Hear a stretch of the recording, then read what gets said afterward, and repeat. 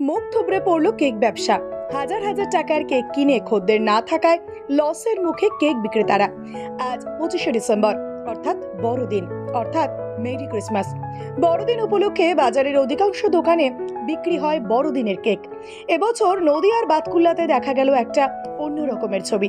এবছর এই কেক বিক্রেতারা লাভের মুখ দেখছেনই না, বরং ঘরের টাকা কেকের পেছনেই চলে গেল বললেই চলে।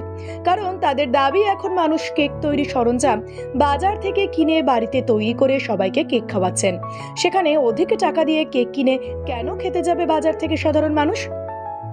আর যার জেরে মুখ থুবড়ে পড়েছে কেক ব্যবসায়ীরা।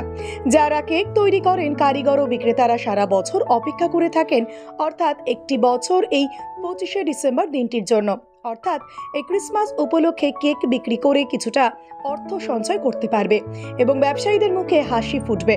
আর সেই হাসি যেন এখন অষ্টআশি দাঁড়িয়েছে। সেইভাবে বিক্রি নাই কেকের। আমাদের ক্যামেরার সামনে কেক বিক্রেতারা ঠিক কি জানিয়েছেন তা তুলে ধরছেন আপনাদের সামনে নদিয়ার বাতকুল্লা থেকে সুমন আচার্য।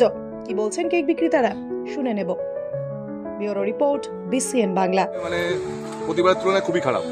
24 থেকে যে বেচাকেনাটা হয় এবছর সেটা হয়নি। লাভ তো হবেই না, উল্টো লস হবে এবছর। আমরা তো 1 জানুয়ারি পর্যন্ত থাকি না, আমরা 25 ডিসেম্বর পর্যন্তই থাকি। মনে হচ্ছে বিক্রি সব হবে না।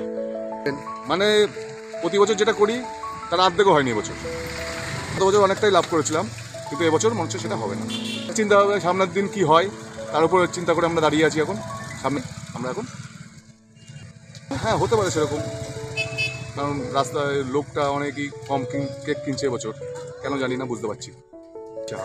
বাড়ি এখানেই আমার বাড়ি কদমতলায়, যেখানে তো খারাপই বলা যায়। কালকের দিনটা না গেলে বলা যাচ্ছে না। দেখা যাক, যদি এরকমই চলতে থাকে আশা করি বেরিয়ে যাবে লাভ। নির্ভর তো কাস্টমারের উপর নির্ভর করছে, তবে আশা করছি হয়তো বেরিয়ে যাবে। আমার প্রীতম মিত্র, আমার বাড়ি বাতকুল্লা, রঞ্জনবাড়ি।